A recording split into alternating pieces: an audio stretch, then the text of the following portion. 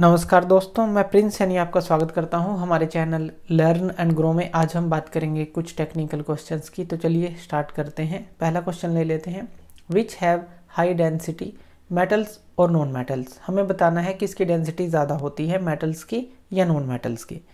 जैसा कि हम जानते हैं मेटल्स के अंदर जो एटम्स होते हैं वो बहुत ही स्ट्रोंगली या फिर क्लोज्ड पैक्ड होते हैं, ऐसा कह सकते हैं।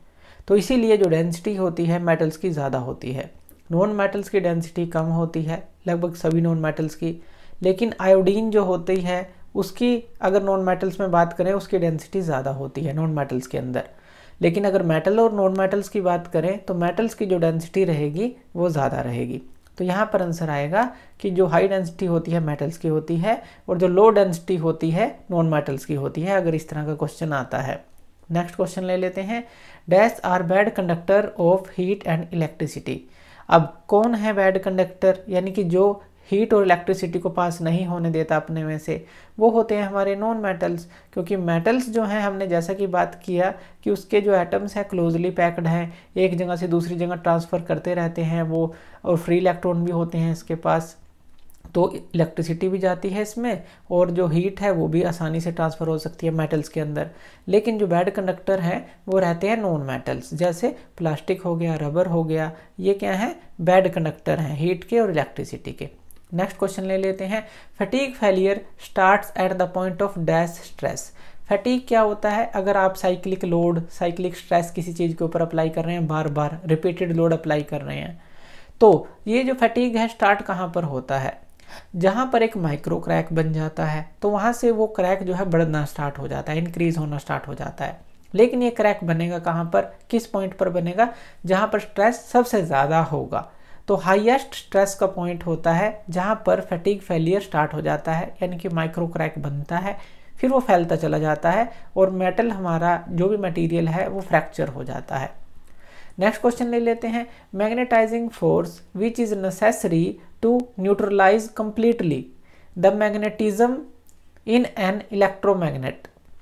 तो यहाँ पर इलेक्ट्रोमैग्नेट के बारे में आपने सुना है, जैसे ही हम इलेक्ट्रिसिटी को अप्लाई करते हैं तो वहाँ पर मैग्नेट जो है बन जाता है, उसको इलेक्ट्रोमैग्नेट बोलते हैं।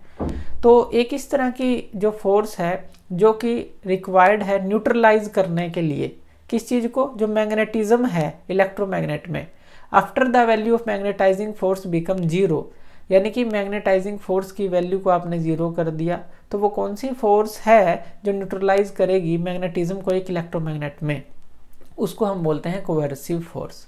तो ये भी याद रखना है आपको, ये फोर्स होती है कोएर्सिव फोर्स। नेक्स्ट क्वेश्चन ले लेते हैं, convert foot pound into joule. अगर आप एक फुट पाउंड को जूल में कन्वर्ट करना चाहते हैं तो आपको क्या करना होगा।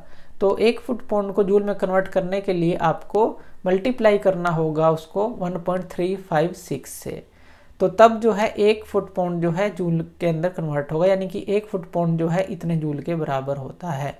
तो आपको कितने भी फुट पाउंड दिए हों तो 1.356 से मल्टीप्लाई कर लेंगे तो वो जूल में कन्वर्ट हो जाएंगे। नेक्स्ट क्वेश्चन ले लेते हैं, what is the value of permittivity in free space, या स्पेस कह लीजिए। तो इसकी वैल्यू भी आप याद रख सकते हैं, ये होती है हमारे पास 8.854 इंटू 10⁻⁻12 फैरेड पर मीटर।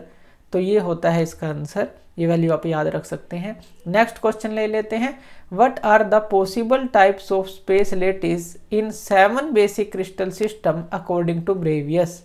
ब्रेवियस के अकॉर्डिंग जो 7 बेसिक क्रिस्टल सिस्टम के अंदर कितने possible type of space lattice हो सकते हैं, तो इसका आंसर है 14, यानी कि 14 जो है इसके अंदर ये हो सकते हैं। नेक्स्ट क्वेश्चन ले लेते हैं, diameter of the nucleus is about dash of the atom. अब यहाँ पर देखिए एटम का जो डायमीटर होता है लगभग 10⁻⁻10 होता है मीटर, और न्यूक्लियस का लगभग 10⁻⁻15 मीटर होता है।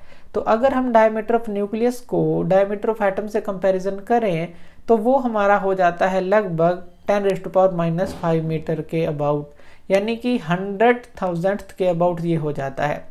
इसको ध्यान से समझिए, जो एटम का जो डायमीटर है अगर हम बात करें तो वो होता है लगभग 10⁻⁻10 मीटर इतना, और जो न्यूक्लियस का है वो होता है हमारा 10⁻⁻15 मीटर जो डायमीटर है। तो यहाँ पर जब आप इसको डिवाइड करेंगे तो आपके पास क्या बचेगा, 10⁻⁻5 मीटर। तो 10⁻⁻, यानी कि 1/10⁵ जो कि ये होगा 100,000। तो डायमीटर ऑफ द जो न्यूक्लियस होगा वो हमारा लगभग इतने थाउजेंड्थ जो होगा एक एटम के बराबर होगा, 1/100,000।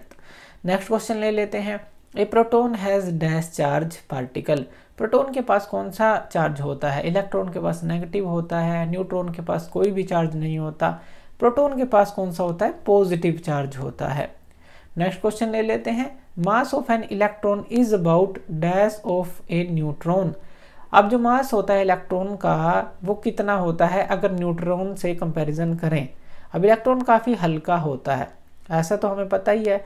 तो इसका जो मास है लगभग 1/1836 टाइम्स होता है अगर न्यूट्रॉन की बात करें। तो इतना जो है मास ऑफ इलेक्ट्रॉन होता है इज अबाउट जो न्यूट्रॉन है उसके। तो ये हमने कुछ क्वेश्चन लिए। तो थैंक यू वीडियो देखने के लिए, और इसी तरह की वीडियोस के लिए आप हमारे चैनल लर्न एंड ग्रो पे हमें सब्सक्राइब कर सकते हैं। धन्यवाद।